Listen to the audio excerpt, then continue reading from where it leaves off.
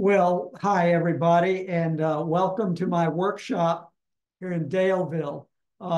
This may be the first video you're watching in the set of series where I'm trying to help you get an understanding and also help you improve your performance in thermodynamics class. And the purpose of this video is to do a little introductory talking about pressure, because a lot of students have a physical feel for what pressure is, but sometimes they get a little confused or need some refresher on what is gauge pressure and what is absolute pressure. What do these things mean? How do I use pressure in my problem solving for my problem solving situation? So anyway, what we're gonna do is we're gonna step through a few slides, and then we're gonna go back and go live and look at some details about a pressure gauge. Let's see, what is it? Gosh, I'm having trouble. There's so much glare here. We'll get to that in a little. I hope that you may have seen that this pressure gauge right here is reading 0. It's 0. And what's that all about? We're going to do, gosh, I hope that a lot of you are very experienced at measuring pressure in tires. Maybe not necessarily a tire like this, but a car tire or bicycle tire. And also, we're going to talk about using compressed air for specific purposes, and also a vacuum. So I've got my shop vac down here that's out of the screen right now. Let's go to a couple of slides before we go live. I'll put my gauge back.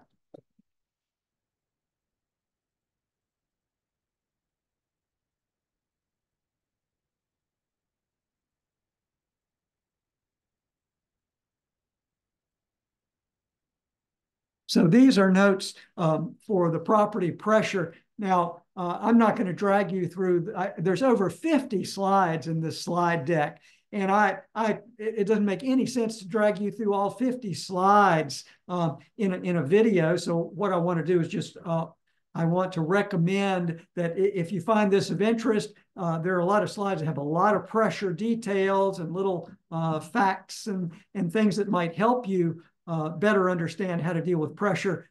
If you can download the static PowerPoint slides to breeze and browse through those, pick and choose what you'd like to see on your own.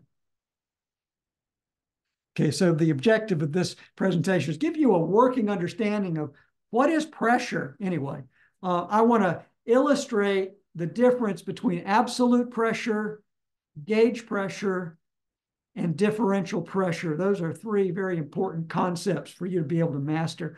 I want to illustrate ways that pressures are measured, okay, and show how to work, give you, at least in this video, give you some ideas on how to work with units of pressure. Okay, and I've taken a little screen clip out of your book, and so I do want to encourage you to definitely go to your book. So reading key material out of your textbook is really critical to getting good performance. What does that mean? That means getting good grades on your quizzes and tests in this class. And so basically in conversational terms, when we engineers talk to each other, pressure we can think of as a uniform force acting over an overall area. So you see in your book this limit and sort of maybe potentially a differential equation type thing, but your physical feel is pressure is a uniform force, let's say newtons, acting against an overall area, square meters. Newtons per square meter, that's a measure of pressure. It's units of pressure. Okay, and the force is always normal to the surface the pressure is acting upon. That's a key part of what pressure is all about, normal force. Okay, units of pressure. We're going to breeze through this. So again, clip out of your textbook the limit as A goes to 0, F normal over A. But what are the units in SI? Basic units for pressure in SI, newtons per square meter. Well, that's a Pascal, PA, that's a Pascal. So a kilonewton per square meter is a kilopascal. And in this class, the shortcut is KPA, kilopascals, KPA. On the English unit side, I do a lot of recommending that the favored pressure in English is pounds per square foot. Now, in the world, you fully understand that we don't express English unit pressures in pounds per square foot. We really express them verbally in pounds per square inch, or PSI, PSIA, or PSI gauge, depending on the type of pressure it is. So PSI, pounds per square inch, is sort of a common engineering jargon for pounds per square foot. And so be aware of that. However, in problem solving in this class, most of the time you're going to want to move your pressure in English into pounds force per square foot. Okay. Pressure is an intensive property. I hope that your instructor is talking about the difference between intensive properties and extensive properties. And probably for the sake of time, I'm going to leave that to your classroom learning, your instructor, and you will have a lot of good interactions talking about what's the difference between an intensive property and an extensive property. An intensive property, like pressure, it doesn't depend on the mass of the system. It's sort of intrinsic to the system control surface itself. Okay, pressure is an intensive property. There's a great YouTube video about pressure. And if you download this presentation, you're going to be able to click on this link and it says it's a 4-minute video. And so I found that video on YouTube to be worth a look to sort of describe what pressure is all about. It might help your understanding. Here's a quick verbal, mental quiz for you. So before we go to the next slide, think in your mind. I want you to give 2 examples where there is an absence of pressure, absolute pressure. Can you think of 2 examples where there is an absence of pressure? In other words, the absolute pressure is 0 pounds per square inch, or 0 kPa. Can you think of 2 examples there? Let's think about that. I'm going to give you the answer here in a second. Okay, think 2 examples where there's no pressure. I think the first classic example is outer space. So for folks who are in outer space, and this person on the spacewalk, there's an absence of mass out there in outer space, isn't there? There's no mass out there, and so really there's nothing out there to provide that normal force over an area. And so really an example where the absolute pressure is 0, example number 1 would be outer space. There's nothing there to push against. There's no mass out there. Now, the other answer is a vacuum bottle. So this is an example of a modern day and an old time, what we old people call thermos bottles. That was the brand of the vacuum bottle. And amazing, look at the date of the patent of the first vacuum bottle used for workers to keep their coffee hot throughout the day. That was the need, that was the demand, that was the consumer demand to invent this product, where someone, Mr. or Ms. Berger, came up with a double-walled vessel in which they evacuated all of the gas between those 2 vessels at a total vacuum. And look at this date, 1907. That's pretty impressive to me, that the vacuum bottle was invented in 1907. And then things progressed and progressed and progressed until even this technology is practiced in current day with the Yeti Rambler. So this Yeti is 2 stainless steel vessels evacuated in the middle. So there's a lack of mass between those 2 surfaces, and that's what prevents heat transfer. And so when there's no mass to transfer heat from a hot source to a cold source, that's the nature of heat transfer, is energy transfer from hot to cold. Okay, but when the mass is evacuated, there's nothing to transfer heat through. But anyway, we're talking about pressure. I'm getting off track. Sorry about that. We're talking about pressure. So an evacuated volume would be an example where there is a lack of pressure. There is an absence of pressure. So there's 0 pounds per square inch absolute inside the double-walled vessel. 0 kPa absolute, 0 PSIA, pounds per square inch absolute pressure. Okay. Graphically, I want to talk about, this is very important that you understand. So here was our example problems down here. Imagine this graphically. This would represent 0 pounds per square inch, or 0 kPa, absolute pressure. And so these vectors or lines would represent an absolute pressure. So let's see. Here's the atmosphere. So we're floating around here in atmosphere. So I'm surrounded by air, right? And can you think of what the absolute pressure is here at 1 atmosphere? What's the pressure in our daily world, our daily atmosphere? About what is the pressure? Do you have an answer in your head? I hope. Both in SI and English, both. I hope you know that off the top of your head. 14.7 pounds per square inch absolute is the absolute pressure of our surroundings. Also, about 101 kPa, 101 kilopascals is the absolute pressure of the air floating around us, surrounding us. So this dashed line would represent 1 atmosphere. Okay. And so this larger line here would represent an absolute pressure where the pressure is higher, kind of like this vessel. Okay, so this compressed air vessel is at a much higher pressure than the atmosphere. And when we go live, we'll see that. Okay. Now the gauge pressure essentially is a number. It's a measurement above atmospheric pressure, right? And so what would 0 gauge pressure? And this is, well, we'll go live to try to make this bigger, but see if I can carefully get this dial. Here's a pressure gauge. This is a tire pressure gauge. And I'm trying to, I'm doing better. I'm trying to block the glare off. And what's this reading of this tire pressure gauge? I can see it on my camera.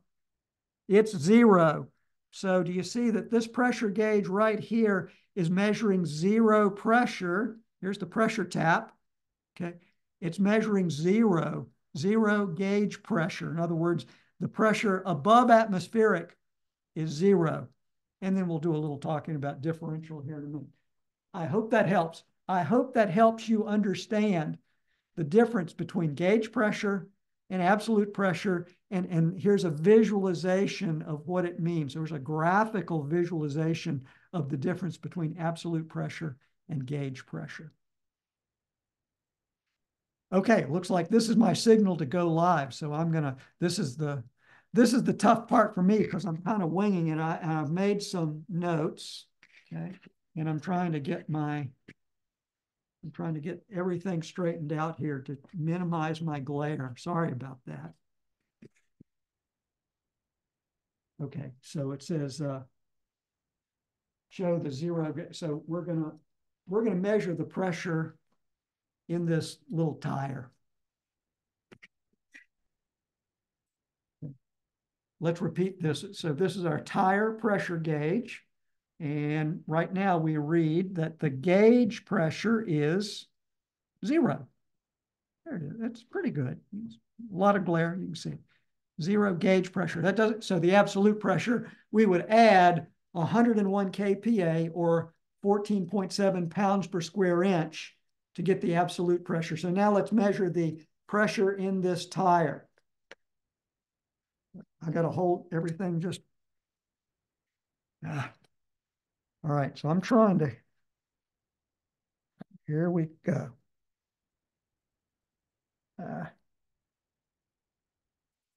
Uh-oh. There we go. Now, a few minutes, about an hour ago, I measured it at 40 PSI. each time I make a measurement, I lose some air out of my tire. And so that time it measured 30 PSI. Yikes.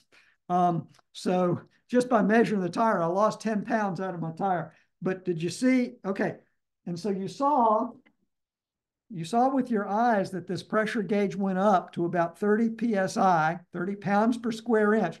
That was the gauge pressure. That was the gauge pressure of the pressure inside the tire. So in other words, the absolute pressure inside the tire would be 30 plus 14.7 or 44.7 pounds per square inch absolute. Okay, the surrounding the tire, 14.7 pounds per square inch absolute.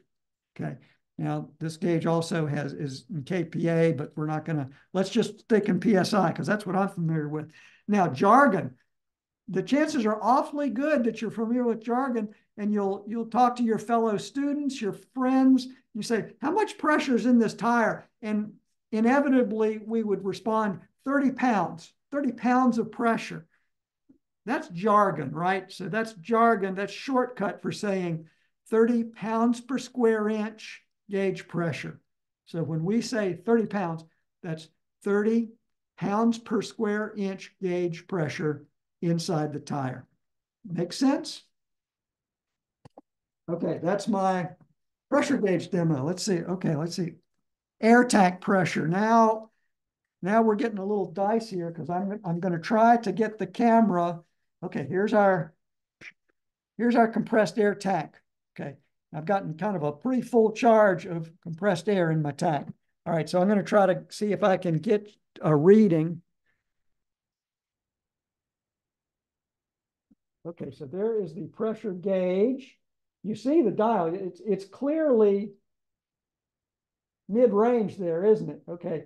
Now, I don't have my glasses on, so I cannot see the numbers, but I'll put my camera back down so I can read that number and read that off. And you see, that's the gauge pressure inside the tank, and it is,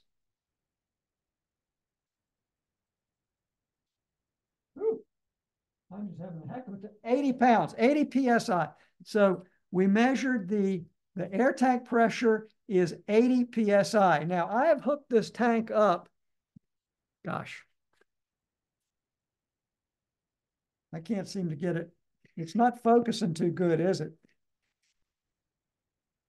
All right. Let's see if I can get it to focus on my hand, and then I'll move my hand back and see if it'll keep up with my hand. It doesn't seem to want to. Well, you're just going to need to just bear with me here. This tank, here's the supply line from the tank. It is hooked up to a air regulator. So this is an air regulator, and right now the air regulator is providing so here's the supply pressure from the tank at 80 PSI, okay? The pressure gauge on the air regulator reads 20 pounds per square inch gauge, and that's measuring the supply pressure of this compressed air. Now, usually the zoom, I can hear this flow. I'm going to press this down. And you don't see, let me put my camera down.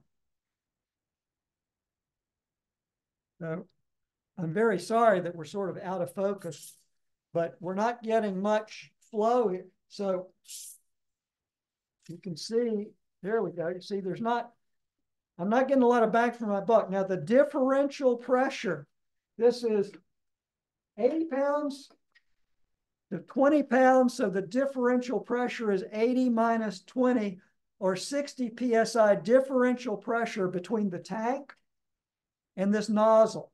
Okay. Now I can increase, so this pressure regulator, I can increase the pressure by twisting this control And now I've increased the regulator pressure to 40 pounds. Let's see what I get in terms of my nozzle flow with 40 PSI. A little better. Okay. Let's go to 60 pounds.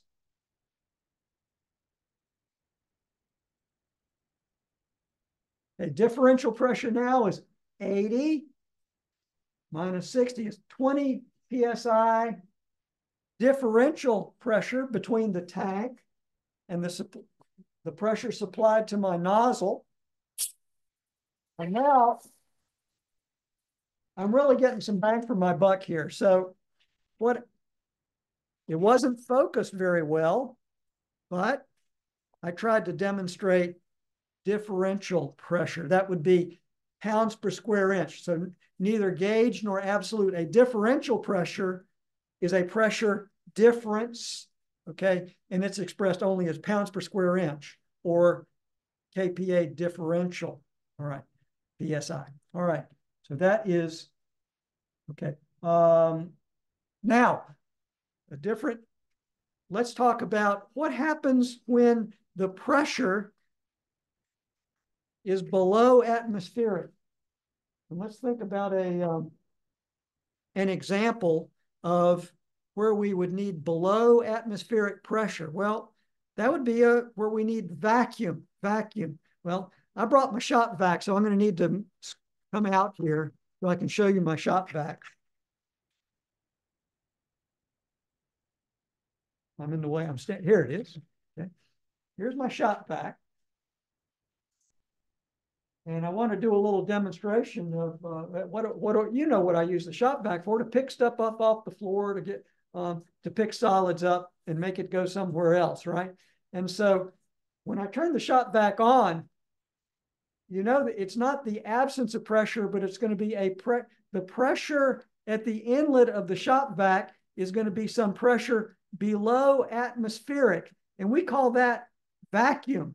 So vacuum is a type of pressure that is below the atmosphere. So I'm going to turn, for me, it's going to be very loud. I believe the Zoom filter is going to make it not loud to you, but it's going to be loud to me, so that I'm going to use let's say we need a low pressure. We need a pressure lower than the atmosphere in order to make this rag be attracted into the hose. Okay, I've got my vacuum on.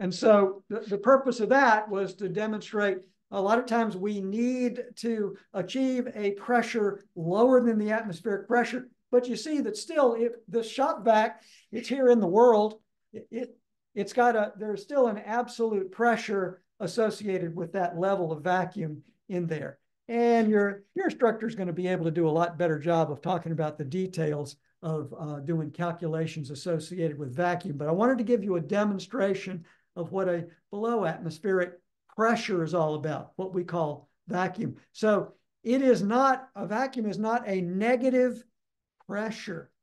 It is a pressure, and it's an absolute pressure that is below atmospheric. So for example, if we did some calculations, we might have calculated the absolute pressure going into this nozzle might have been, I'm just going to come up with a number, 13.7 PSIA or 12.7 PSIA, absolute pressure at the inlet of this hose. Okay, let's see. I've got to think about one more thing maybe to demonstrate, and that would be, so I've been complaining about my tire going flat. Well, let's go ahead and make the tire really, I don't know if you can hear it, but the pressure must be low because, well, let's make a pressure measurement here. I'm going to try to make my pressure measurement again and make it live. Whew. All right. I can't read the number, but now that it was 10 PSI. Okay. 10. So I let enough air out of this tire to get down to 10 PSI, right? That wouldn't be very good for carrying a vehicle. Well, how would I fill up the tire? Well, here's what I'm going to do. I've got my regulator. I've got my pressure regulator. Okay. And so what I'm going to do is, so I desire to put 40 PSI in my tire. So what I'm going to do is I'm going to crank backwards. I'm going to look at my pressure regulator pressure gauge, and I'm going to set it at 40 PSI. So I've got this pressure regulator set at 40 PSI. Therefore, and let's see, I've got to close my tank off, and I need to get my air fill. Okay. Now I've got I can fill my tank with my tire with this, okay? And I'll open my air up. And so I'm going to be able to leave this fill on till the cows come home, because the pressure regulator is going to limit the filling of this tire, and it's not going to blow the tire up. So I'm down to about 75 PSI gauge in my air tank. So I'm going to just let her rip here, and hopefully this is going to work and my tire's not going to blow up. Okay, I can hear air going into the tire. I can hear it. And I don't hear anything anymore. So I'm going to take that off. So I'm going to trust my pressure regulator is correct. And then let's come back and see if we can measure the tire pressure again.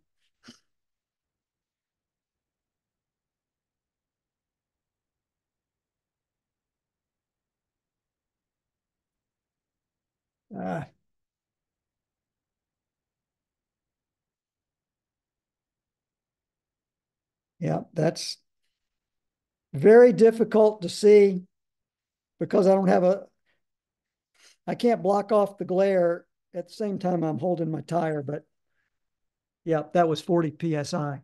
So sure enough, so that's what I wanted to demonstrate to you regarding a pressure regulator, pressure differential, and really, let me go back to share screen so I can get caught back up.